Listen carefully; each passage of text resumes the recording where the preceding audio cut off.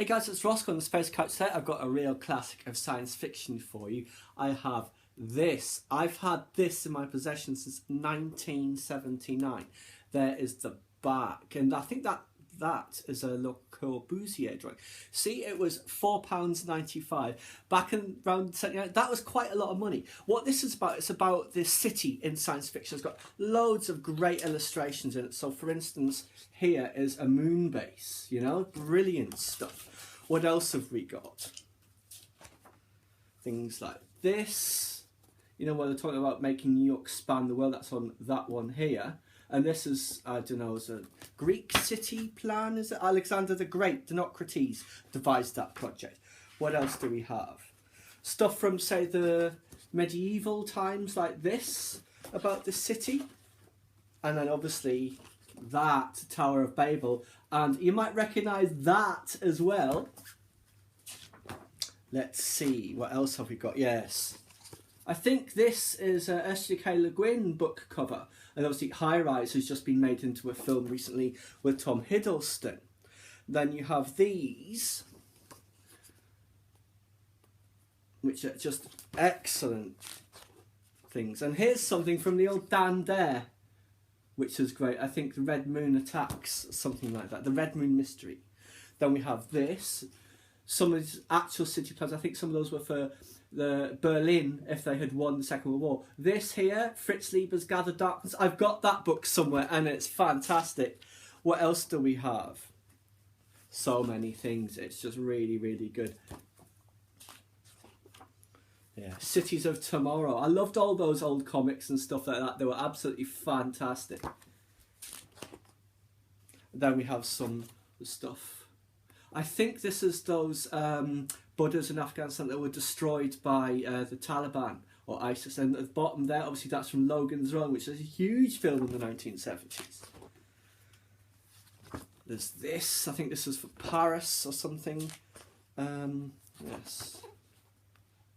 These are really good.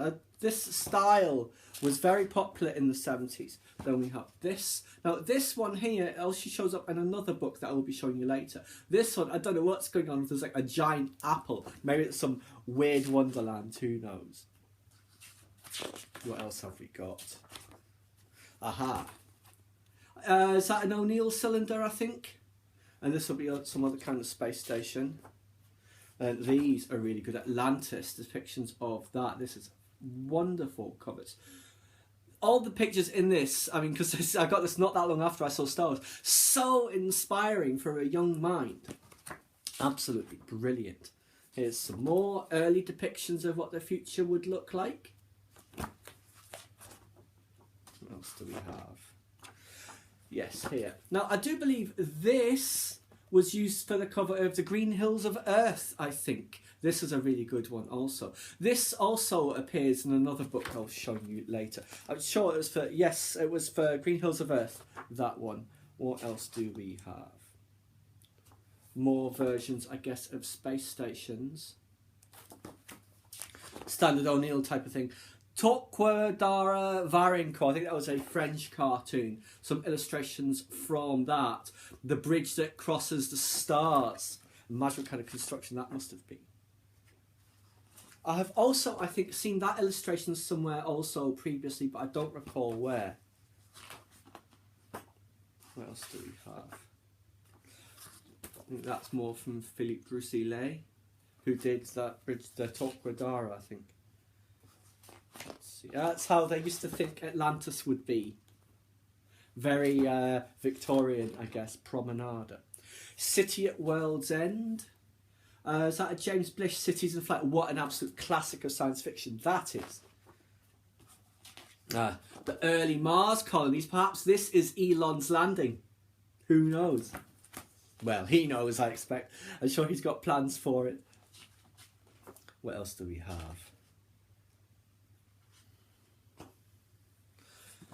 These. Now, this one here in the middle, if you've ever been to Barcelona, down by the coast where the Mare Magnum is, when you cross from the beach over onto that bit where the Mare Magnum is, it's very much roller coaster style architecture like that, and the first time I went to Boston, I was really reminded of that. And obviously the Golden City on Titan there is just amazing. What else do we have? Yeah, check that out. You wouldn't want to see that floating over the horizon anytime soon. Like some kind of Imperial death platform. What do we have? Ah. That one here, that is from Metropolis, I think, isn't it? Yes, another classic of science fiction. Speaking of James Blish, Clash of Symbols, that was also another of the Cities in Flight sequence. And this one, again, is represented in another book I will show you. What is this one? That's Analog, that's a magazine. Love that depiction of a city in space. That informed how I saw things for so long. And actually there is Metropolis there. This is really interesting as well. Almost like giant peaches, I suppose.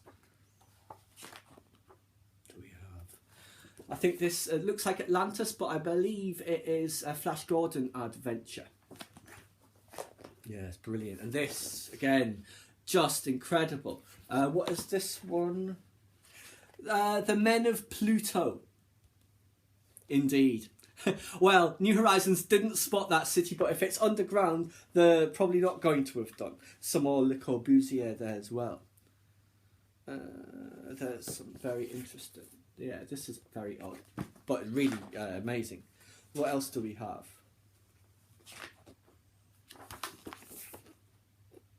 Disney.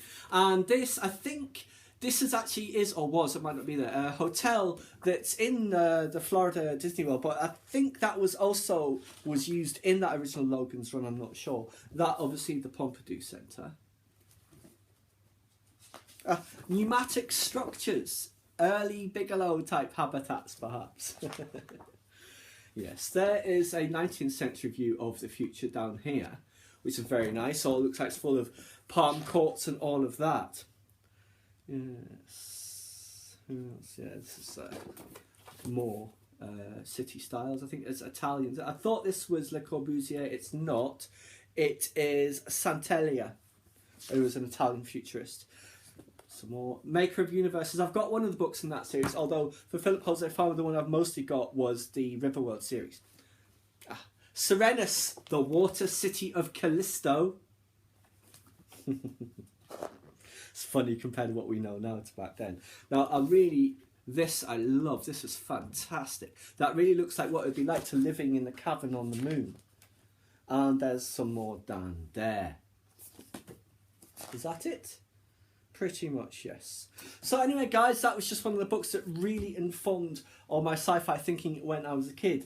Futuropolis by Robert Sheckley, Impossible Cities of Science Fiction and Fantasy. Obviously, Robert Sheckley's is or was a great author. But no, I absolutely loved that book. And at the time, it was really expensive. It was a really great gift that I got. So I've always loved that. So I must have had that, 35 plus years. So anyway, guys, I thought I'd just share with you one of the absolute classics of my sci-fi collection. One of the things I've had the longest. I shall be getting into the others shortly, but in the meantime, why don't you subscribe to my channel if you enjoy this content? Leave me a comment or suggestion for an upcoming topic you'd like to see discussed, or like the video.